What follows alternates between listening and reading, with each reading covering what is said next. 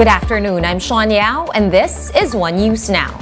The Senate Blue Ribbon Committee is holding its first hearing on the sugar importation mess today. Let's get some details from Shyla Francisco, who's reporting to us live from over the phone. Shyla, good afternoon. We have Executive Secretary Vic Rodriguez present in this hearing.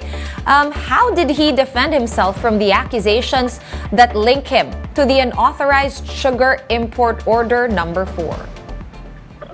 Sean, during the hearing, he gave a detailed timeline on the fiasco behind sugar order number 4. He first confirmed that he asked officials for an import plan in case the government will need to resort to importation, and he also asked for a draft sugar order. He also admitted that he received the draft order but didn't answer, as the president has yet to decide on the matter. It was only later that they found out or learned that Sugar Board approved the resolution without yet submitting the import plan. He said he confronted the Sugar Board officials and they all admitted that they thought everything was approved. That's why they signed the order. Sean? And how did the senators react or respond to this explanation from E.S. Rodriguez? Sean, they weren't able to ask questions to Executive Secretary Rodriguez as he left after the hearing. However, Senator Risa Ontiveros wanted to ask why Rodriguez didn't immediately brought the attention of the import order to President Marcos when the intent to import was clear and he received the draft days before the resolution was released. Other senators meanwhile shifted their attention to the resigned DA officials. They were pressing the DA former Undersecretary Leocadia Sebastian, on whom may have ordered him to sign the order, but Sebastian claimed that it was his own decision, saying he based it on data that there was a shortage. Sean? Right. Did the Executive Secretary disclose what plans President Marcos has, at least to do with this issue moving forward? Has there been any resolution, any learnings maybe, that they can move forward into actual solutions? Sean, according to Executive Secretary Vic Rodriguez, after the oath-taking of the new SRA officials, he already met with them to discuss the sugar supply situation. So they will still review and discuss the production for the upcoming or the current crop year and the planned sugar importation of 150,000 metric tons, wherein half will be allocated to industrial and half will be for health. Sean? All right. Now, Shyla, the last, installment of this saga, we had Malacanang saying that this quote-unquote sugar shortage in the country appears to be artificial. Have we confirmed whether or not this is an artificial shortage due to hoarding? And what did the committee have to say about that? Sean, senators are also not convinced there is a shortage given the huge volume of stacks of sugar discovered by customs just stored in warehouses in a couple of days. There are also more than 100,000 metric tons of sugar not released under sugar order number 3. But a former or resigned USEC Leocadia Sebastian noted that these still aren't enough to meet the monthly consumption of more than 200,000 metric tons per month for both refined and raw sugar. The shortage is what compelled them to sign for the president, saying that if they didn't approve, it may be risky as it will take 1 month before new supply arrives. Sean? All right. I guess what is the biggest takeaway from today's first hearing? And when will be the succeeding hearings? Sean, the hearing is still ongoing, and right now they are drilling former SRA Administrator Hermenegildo Serafica, so we will have to wait for the hearing to be finished until we find out if they will conduct another hearing. Sean? All right, thank you so much for that update. Shyla Francisco reporting to us over the phone from the Senate. Meanwhile, in Negros, sugarcane farmers have started harvesting in order to help augment the sugar supply of the country. Jenny Dongon with the report. August is considered as tiempo muerto or dead season for sugarcane farmers in Negros Occidental. Some of them have already started harvesting. Among them is Mang Jesse, who believes that there is no sugar shortage in the country. He added that even if prices of fertilizer triple, farmers can still grow sugarcane. Hindi naman siguro magkulang supply ng sukal kaya production sa Negros ang sugarcane. Paano mag-short ang supply ng sukal? Sugarcane farmers in the province admit they are dismayed because while they're able to help ease tight sugar supply, they do not benefit from the rising prices of sugar. Yung maliliit, hindi naman natatago ito ng asukal eh. Ikawawa rin ng maliliit. Yung may kapital, tumatawa lang yan. Kasi meron naman sila pira eh. Bakit niisipan nila yung kalagayan ng mababa? Hindi. The United Sugar Producers Federation said 5 refineries in the province have advanced their milling. With this, the group agreed that the shortage is just artificial. Sobra-sobra na ang ginagawa ng mga traders. Sila na ang kumakana lahat eh. They buy the local sugar very cheap, 45 pesos, and they're selling it at 100, 110. That's unfair. That is not right. The group also expects a surplus of sugar in the market soon. We are stepping up to the plate to bring down very high retail prices. In less than a month or a month and a half, you will have a lot of sugar in the market. Groups have welcomed the appointment of David John Thaddeus Alba as the new Sugar Regulatory Administration head. Alba is the general manager of a group of sugar planters based in Negros. He replaces Hermenegildo Serafica, who was among the signatories of a supposed illegal import order for sugar. For News 5, Jenny Dongon, we are One News. Moving on to the weather, we have severe Tropical Storm Florita intensifying further as it made landfall over Maconacon in Isabela. Florita was last spotted over the coastal waters of Maconacon with wind speeds of up to 150 kilometers per hour. It is moving north-northwest, heading towards the northern portion of Isabela and mainland Cagayan. Florita is expected to exit the Philippine area of responsibility by Wednesday morning. As a result, we have signal number 3 up over the northern portion of Ilocos Norte, the southern portion of the Babuyan Islands, Apayao, mainland Cagayan, and the northeastern portion of Isabela.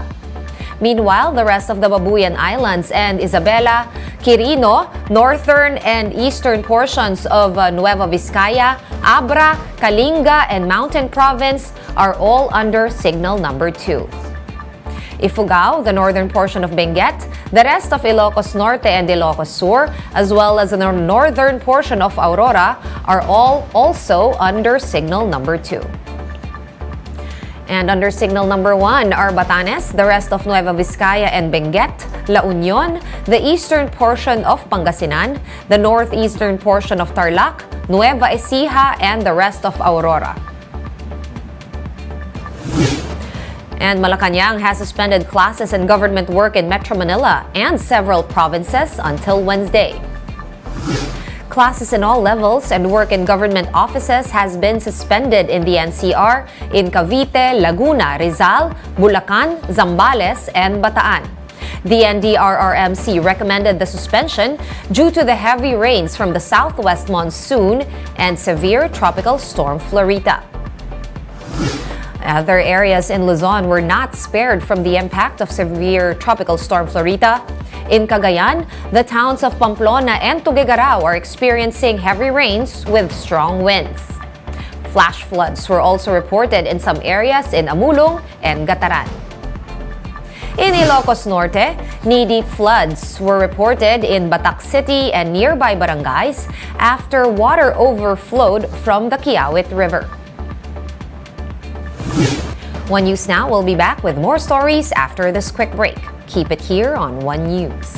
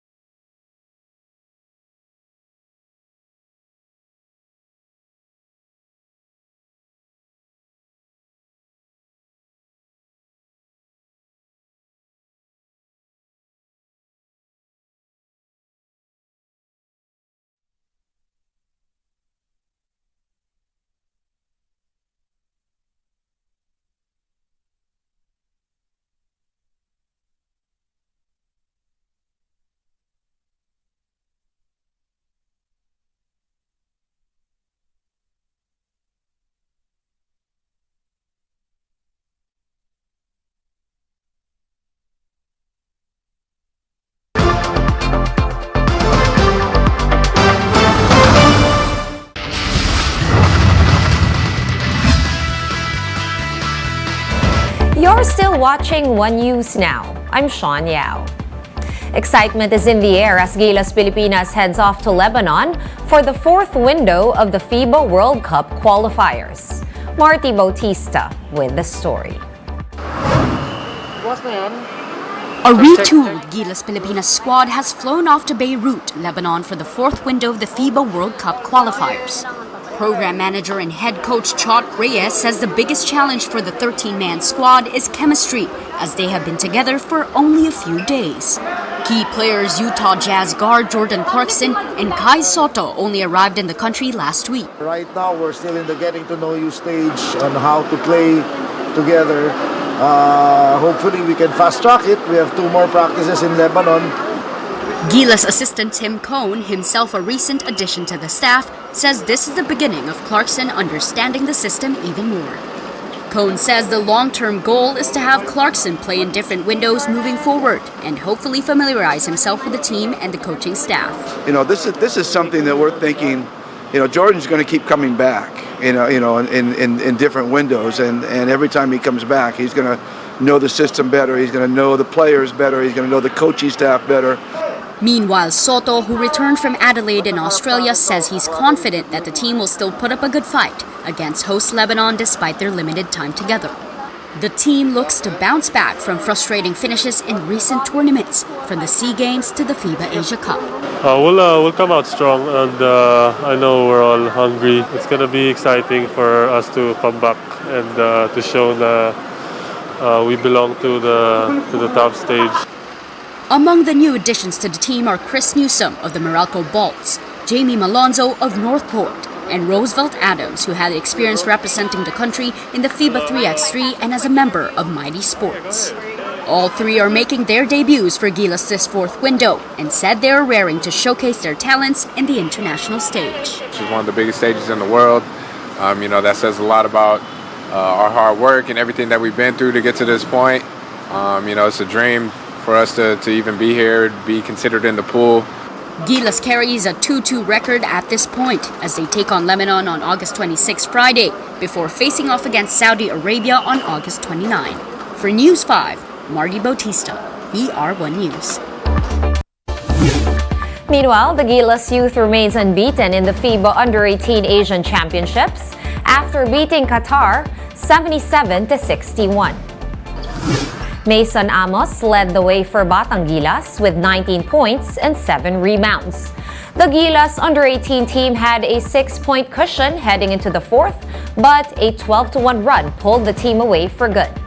This is the team's second win after their lopsided victory against Syria on opening day. The Gilas youth will face fellow undefeated team Chinese Taipei later today. And for more updates, visit News 5, the Philippine Star, and Business World online. Visit our website, onenews.ph, for more in-depth analysis. You can also catch One News on Signal Play. Register for a free account at www.signalplay.com and stream One News Live anytime, anywhere. Masks on, wash hands, and stay safe, Philippines. I am Sean Yao. We are One News.